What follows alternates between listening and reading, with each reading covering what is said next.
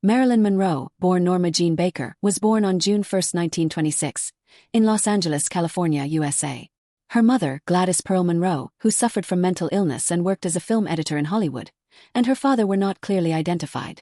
Her mother's husband, Martin, was long presumed by historians to be the most likely father, but a DNA test in 2022, 96 years later, revealed that Charles Gifford was actually her biological father. Norma Jean's real father was neither Gladys's first nor second husband.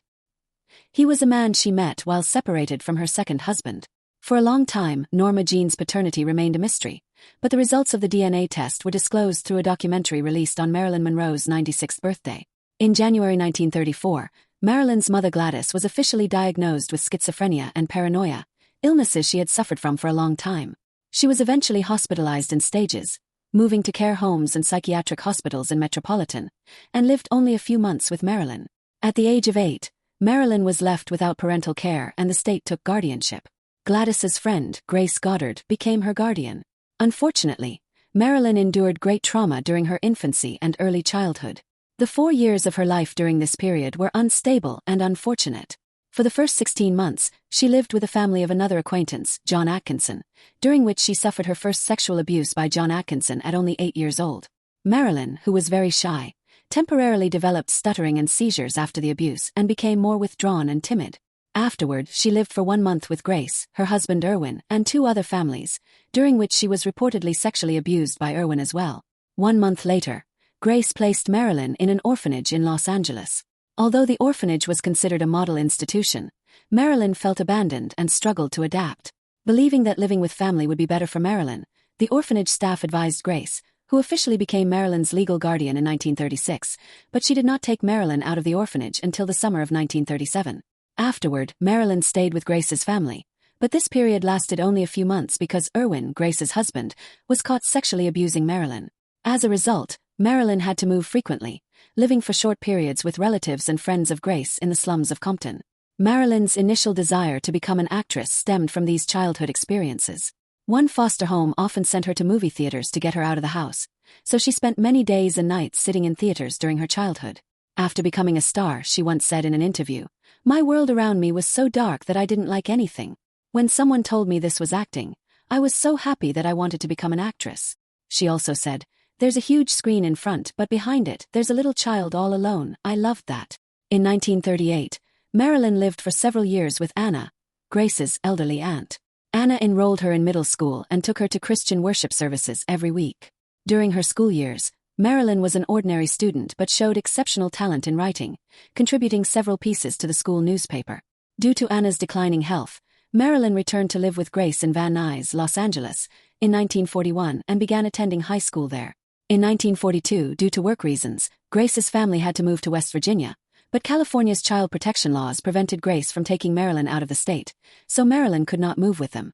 Faced with the prospect of returning to an orphanage, Marilyn found a solution by marrying James Doherty, a 21-year-old aircraft mechanic and her high school drama club senior and neighbor, on June 19, 1942.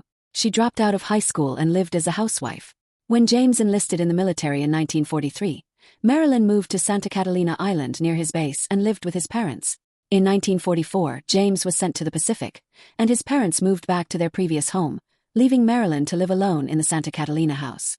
During this time, with World War II in full swing, the United States was conducting a total war mobilization with national conscription, and most women worked in defense industries. Marilyn worked at a defense industry plant in Van Nuys. In late 1944, Marilyn met David Conover, a military photographer who mainly took pin-up and promotional photos. He was assigned to the factory where she worked and began photographing her. This marked the beginning of Marilyn's career. David noticed her and she started her first modeling activities. Among various photo concepts, her nude modeling received particularly good reactions. Encouraged by the response, in January 1945, she quit the defense industry job and started professional modeling with David and his friend's agency. After mainly working as a pin-up model, she decided to go independent and signed with a professional modeling agency that same year. During this time, many changes were made to her appearance. Marilyn's original hair color was a light blonde at birth, but had darkened to brown through adolescence. Based on the agency's advice and Marilyn's decision, she dyed her hair blonde. The blonde Marilyn stood out far more than her previous brown-haired look, making this color change a great success, which she was very satisfied with. The agency judged that Marilyn's appearance was better suited to pin-up modeling rather than high fashion, so her ads mostly appeared in men's magazines. The agency owner, Emmeline Snively, praised Marilyn as the most ambitious and hard-working model among them.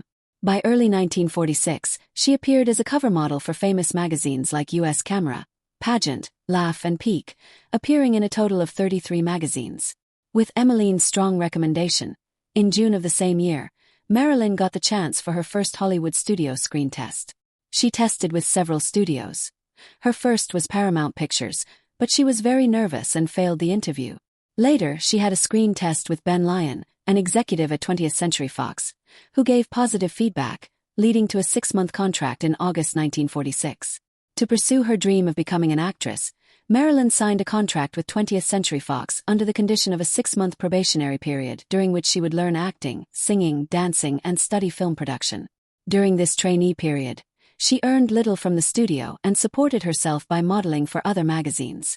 Her stage name, Marilyn Monroe, was created by combining her mother's maiden name, Monroe, with the first name of the 1920s-30s Broadway star Marilyn Miller. Also, in September 1946, she divorced her husband James, who had opposed her acting career.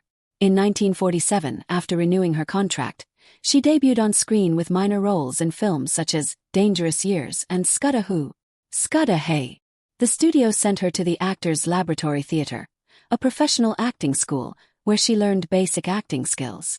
However, the acting teacher considered Marilyn too shy and emotionally unstable, and 20th Century Fox did not renew her contract after it expired. After her contract ended, Marilyn spent a difficult period doing very small dancing roles behind musical scenes and modeling for magazines. This challenging time strengthened her determination to become an actress. She continued attending the Actors Lab acting school at her own expense. She performed in a play called Glamour Preferred, but it ended after a few performances. Marilyn also realized that parties and networking were as important as acting. She frequently visited producers' offices, befriended gossip columnists, and entertained influential male guests from the studios, which was a common practice at the time. She became friends and lovers with the famous producer Joseph Schenck and developed a friendship with Columbia Pictures executive Harry Cohn.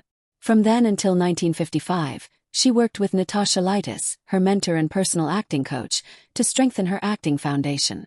In 1948, she filmed her first lead role in a low-budget musical, Ladies of the Chorus, at Columbia Pictures. Although she had screen tests for lead roles in other films, her contract with Columbia ended in September 1948. Afterward, Marilyn briefly returned to modeling, appearing as a beer advertisement model and posing as an artistic nude for John Baumgart's calendar shoots. Having previously posed nude or in bikinis for other artists like Earl Moran, she was comfortable and natural with nudity. While modeling, she signed with the famous William Morris Agency and developed a close partnership with its vice president, Johnny Hyde. She was recognized as an actress through supporting roles in Academy Award-winning films like All About Eve and film noirs such as The Asphalt Jungle. Although her screen time was only a few minutes, critics praised her performances, marking an effective transition from model actress to professional actress. Shortly after signing a 7-year contract with 20th Century Fox, Johnny Hyde, who had greatly helped her, died of a heart attack, which saddened Marilyn deeply. In 1951, she appeared in supporting roles in moderately successful Fox comedies such as Young as You Feel, Love Nest, and Let's Make It Legal. In all three, she played consistently ditzy characters but was praised for her outstanding comedic talent. Her popularity soared, receiving thousands of fan letters weekly. During the Korean War, she was voted Miss Cheesecake, as the favorite among U.S. troops in a newspaper poll. In March 1952, Hollywood Foreign Press Association named her Best New Box Office Attraction. That same year, previously shot nude calendar photos were publicly revealed, placing her at the center of scandal. Marilyn openly admitted the photos were from before and emphasized her then-bankrupt financial status. The scandal increased public interest in Marilyn, making her one of the most talked-about actresses. The 3 films she had already completed, Clash by Night, Don't Bother to Knock, and We're Not Married, were promptly released to capitalize on public interest. Although Marilyn was popular as a sex symbol, she wanted to show a wider acting range and began taking serious acting lessons, choosing more diverse roles.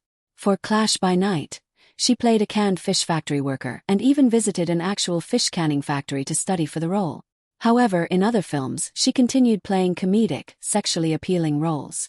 Gossip columns named Marilyn the Topic Girl in 1952.